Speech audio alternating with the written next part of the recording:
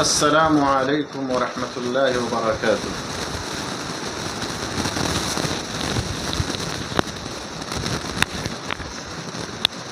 السلام علیکم ورحمۃ اللہ وبرکاتہ۔ بسم اللہ، الحمد للہ، والصلاة والسلام علی رسول اللہ وعلی آلہ وصحبہ ومن والہ۔ محترم ناظرین، حمد و صلات کے بعد آج کے اس لائیو پروگرام میں جو باتیں میں آپ حضرات کے سامنے رکھنا چاہتا ہوں اللہ کی توفیق سے، وہ وصیت اور اس کے بعض احکام و آداب کے بارے میں۔ میرے دوستو، دین اسلام نے لوگوں کے لیے وصیت کے احکام کو بیان فرمایا ہے، لہذا ہر مسلمان کو چاہیے کہ وصیت کے احکامات کو اچھی طرح سے جان لے، سیکھ لے، کیونکہ جب ایک انسان کسی معاشرے اور سماج میں رہتا ہے تو اس کے دوسروں پر کئی حقوق اور واجبات ہوتے ہیں، اور اس شخص کو اپنی موت کے بارے میں علم نہیں ہوتا، یا کسی کو بھی اپنی موت کے بارے میں علم نہیں ہوتا کہ کب اور کہاں اور کس حالت میں اس کی موت آ جائے گی۔ اسی لیے اسی چیز کو مد نظر رکھتے ہوئے شریعت نے، دین اسلام نے لوگوں کو وصیت لکھنے کا حکم دیا ہے، اور وصیت کے ضوابط اور قاعدے کو بیان فرمایا ہے۔ جیسے مثال کے طور پر انسان جو ہے اگر وصیت کرنا چاہتا ہے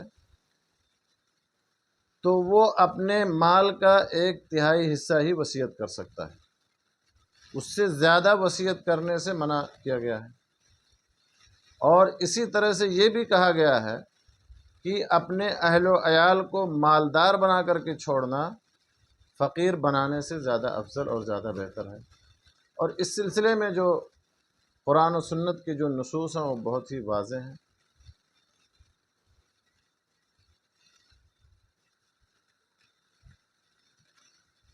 سورہ بقرہ میں اللہ سبحانہ و تعالیٰ نے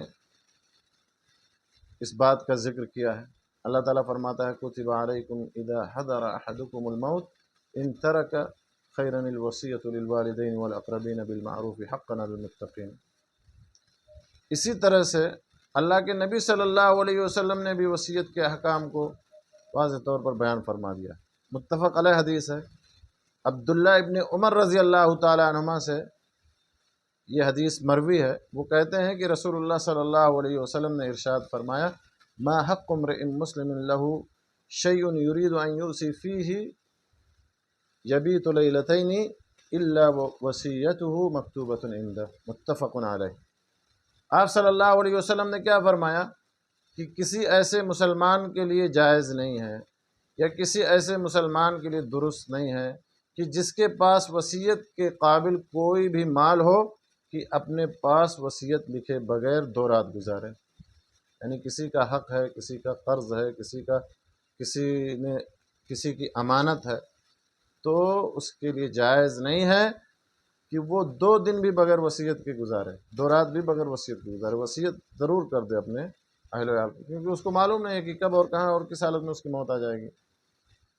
اسی طرح سے سعد بن ابی وقاص رضی اللہ تعالیٰ عنہ کی ایک حدیث ہے، متفق علیہ حدیث ہے، صحیح بخاری اور صحیح مسلم کے حوالے سے۔ وہ بیان کرتے ہیں، کہتے ہیں کہ آدنی رسول اللہ صلی اللہ علیہ وسلم فی حجۃ الوداع من وجع اشفیت منہ علی الموت، قلت یا رسول اللہ بلغ بی ما ترى من الوجع وانا ذو مال ولا يرثني الا ابنة لي واحدة افاتصدق بثلثي مالي؟ قال لا۔ قلت افاتصدق بشطره؟ قال لا۔ قلت افاتصدق بثلثه؟ قال الثلث والثلث كثير انك ان تذر ورثتك اغنياء خير من ان تذرهم عالة يتكففون الناس، متفق علیہ۔ بہت ہی عظیم حدیث ہے وصیت کے باب میں۔ سعد ابن ابی وقاص رضی اللہ تعالیٰ عنہ، مشہور معروف جلیل القدر صحابی، فرماتے ہیں کہ رسول اللہ صلی اللہ علیہ وسلم نے حجۃ الوداع کے موقع پر میری عیادت کی، بیمار پرسی کی، اور اس وقت میں ایسے درد میں، ایسی بیماری میں مبتلا تھا کہ بالکل موت کے قریب پہنچ چکا تھا۔ تو جب رسول اللہ صلی اللہ علیہ وسلم نے میری عیادت اور بیمار پرسی کی، میرے پاس آئے، تو میں نے کہا کہ اللہ کے رسول، مجھے جیسی تکلیف ہے یا مجھے جو تکلیف لاحق ہوئی ہے آپ جانتے ہیں، آپ کو معلوم ہے، آپ دیکھ رہے ہیں۔ اور فرمایا کہ میں مالدار آدمی ہوں اور میرے پاس صرف ایک بیٹی ہے، کیا میں اپنے سارے مال کا 2/3 یعنی 2/3 وصیت کر دوں؟ تو آپ نے فرمایا کہ نہیں، 2/3 وصیت نہیں کر سکتے۔ تو پھر کہتے ہیں صحابی، میں نے پوچھا کہ اللہ کے رسول، کیا میں آدھے مال کی وصیت کر دوں؟ تو آپ نے اس پر بھی یہی فرمایا کہ نہیں، تم آدھے مال کی بھی وصیت نہیں کر سکتے۔ صحابی کہتے ہیں میں نے پھر پوچھا کہ اللہ کے رسول، کیا میں 1/3 مال وصیت کر دوں؟ تو آپ نے فرمایا کہ 1/3 مال کی وصیت کر سکتے ہو، اور یہ بھی زیادہ ہے، یہ بھی بہت ہے۔ اور پھر آگے ایک قاعدہ آپ نے بیان فرما دیا، کیا فرمایا کہ اِنَّكَ إِن تَذَرْ وَرَثَتَكَ أَغْنِيَاءَ خَيْرٌ مِّنْ أَن تَذَرَهُمْ يَتَكَفَّفُونَ النَّاسَ، اگر تم اپنے وارثین کو، اپنے ورثہ کو اپنے پیچھے مالدار چھوڑو تو یہ زیادہ بہتر ہے اس بات سے کہ انہیں محتاج چھوڑ کر جاؤ، محتاج اور فقیر چھوڑ کر کے جاؤ کہ وہ لوگوں کے سامنے ہاتھ پھیلاتے پھریں۔ یہ حدیث جیسا کہ میں نے آپ لوگوں کو کیا بتایا، متفق علیہ ہے، صحیح بخاری اور صحیح مسلم کے حوالے سے ہے۔ اسی طرح سے ایک اور حدیث ہے ابو امامہ الباہلی رضی اللہ تعالیٰ عنہ کی، ابو داؤد اور ترمذی کے حوالے سے، اور البانی رحمہ اللہ نے اس کو حسن صحیح کہا ہے، سنن ابو داؤد، صحیح سنن ابو داؤد کے اندر۔ آپ صلی اللہ علیہ وسلم نے اس حدیث میں کیا فرمایا کہ ان اللہ قد آتا کل ذی حق حقہ فلا وصیۃ لوارث، کہ آپ صلی اللہ علیہ وسلم نے فرمایا کہ بلا شبہ اللہ تعالیٰ نے ہر حق والے کو اس کا حق دے دیا، تو اب کسی وارث کے لیے وصیت نہیں، جو وراثت میں حصہ پانے والا ہے اس کے لیے کوئی وصیت نہیں۔ اسی طرح سے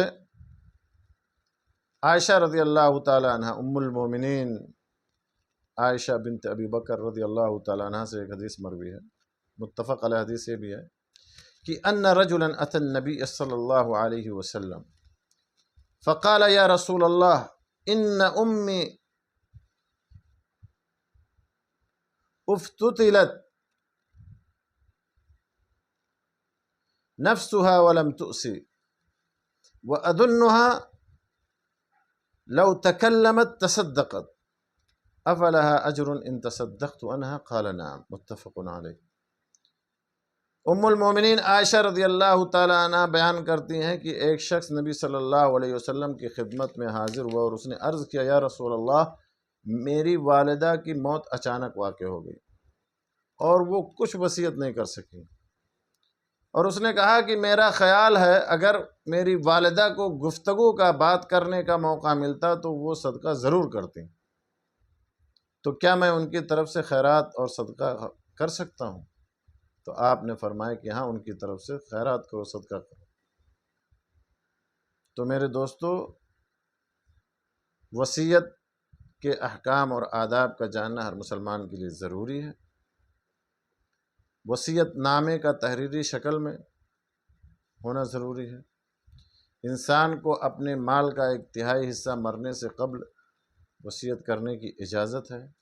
اسی طرح سے میت کی جانب سے صدقہ کرنا جائز ہے اگر میت نے وصیت نہ کی، جیسا کہ اس شخص کو اللہ کے نبی صلی اللہ علیہ وسلم نے کہا، جس نے جب نبی صلی اللہ علیہ وسلم سے پوچھا کہ میری ماں اچانک مر گئی، اگر وہ کچھ ان کو موقع ملتا بولنے کا تو صدقہ ضرور کرتے ہیں، تو کیا میں ان کی طرف سے صدقہ اب کر سکتا ہوں؟ تو آپ نے فرمایا ہاں صدقہ کر سکتے ہیں۔